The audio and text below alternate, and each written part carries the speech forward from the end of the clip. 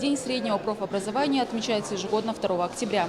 Праздник призван отметить важную роль среднего профессионального образования в подготовке квалифицированных кадров для экономики страны, а также повысить престиж рабочих профессий.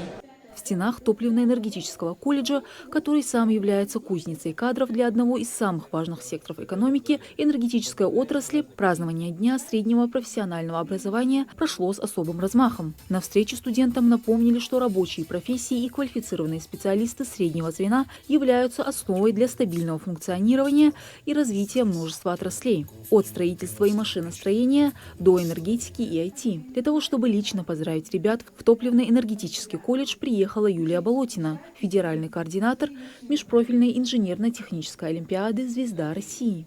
Самое главное, что я хочу вам пожелать, это выбрать для себя то дело, в котором вы будете успешны, которое будет приносить вам удовлетворение в первую очередь.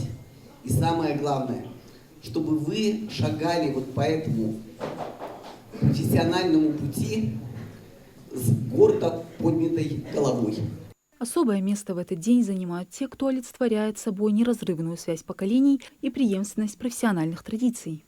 Речь идет о преподавателях и мастерах производственного обучения, которые сами когда-то были студентами этого колледжа, а теперь передают свой бесценный опыт и знания новому поколению будущих энергетиков. Трудно найти более вдохновляющий пример для студентов, чем видеть своих наставников, которые прошли тот же путь, что и они сами.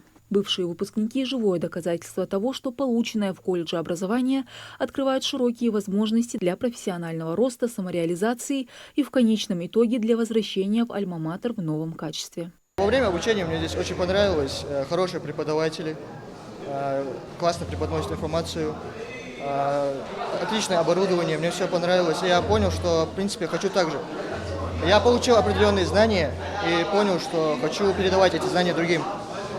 И теперь я работаю здесь преподавателем.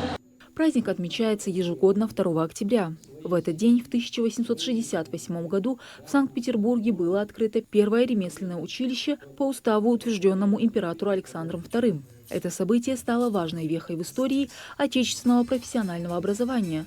Также сегодня не обошлось и без творческой части, что добавило празднику душевности Дню СПО.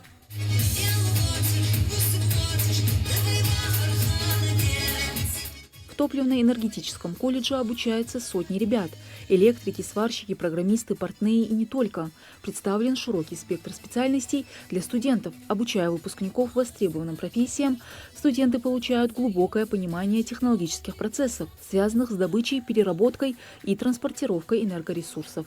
В этом году по приему мы можем судить, что среднее профессиональное образование именно технического направления очень востребовано. Мы в 4 раза увеличили квоту по профессиональному образованию технических профессий, таких как ремонт автомобильной техники, газоэлектросварочной работы, электромонтер. День СПО – очередное свидетельство того, что среднее профессиональное образование – это не просто ступень в работе, а фундамент для построения успешной карьеры и внесения весомого вклада в развитие страны. Мадина Цоро, Абдулла Тангиев, Магаз 24.